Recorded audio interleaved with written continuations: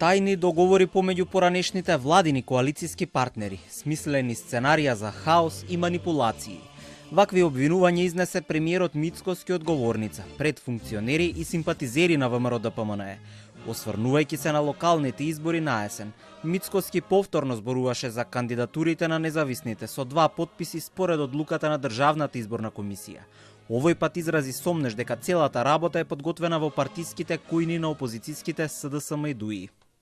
Тоа е сценарио мислено и координирано меѓу овие две партии.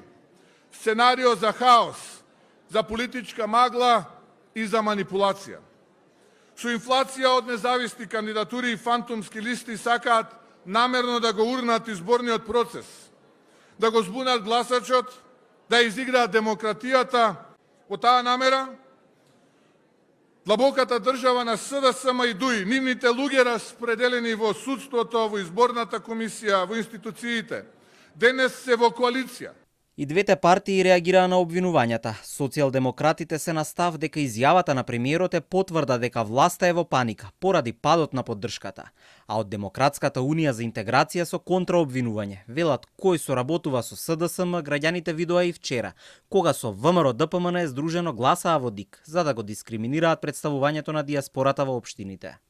Со истата стара реторика на поделби по политичка и етничка линија, Мицкоски повторно се обидува да ја излаже јавноста. Бидејќи нема резултати, посегнува по измислени сценарија и конструкции околу локалните избори. Дали токму Мицкоски е тој што подготвува хаос на изборите? Денешните изјави на премиерот Мицкоски не се само чисти клевети и неуспешен обид да се сокрие кризата на легитимитет на неговата моноетничка влада, туку и опасни, бидејќи представуваат поттик за етнички судири. Во денешното обраќање премиерот и председател на ВМРО-ДПМНЕ порача и дека веднаш по локалните избори ќе има промени во партијата, како и реконструкција и подобрување на капацитетите на владата. Инаку продолжуваат да течат подготовките за локалната изборна трка на 19 октомври.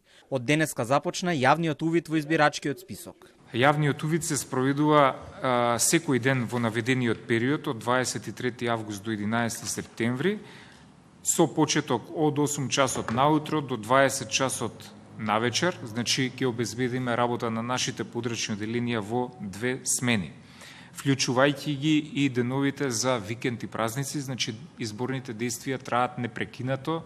Барањата за запишување, дополнување или бришење на податоци во избирачкиот список се поднесуваат во периодот од 23 август до 11 септември. Барањето за доставување на избирачкиот список до политичките партии се поднесува по електронски пат до Државната изборна комисија, исто така до 11 септември. Државната изборна комисија вчера со 5 гласа за и 1 против го усвои и упатството за бројот на советници во советите на општините и во градот Скопје. Намалување на бројот на советници има во 14 општини, откако владата претходно донесе одлука со оглед на тоа што пописот во 2021 година покажа дека има намалување на бројот на жители.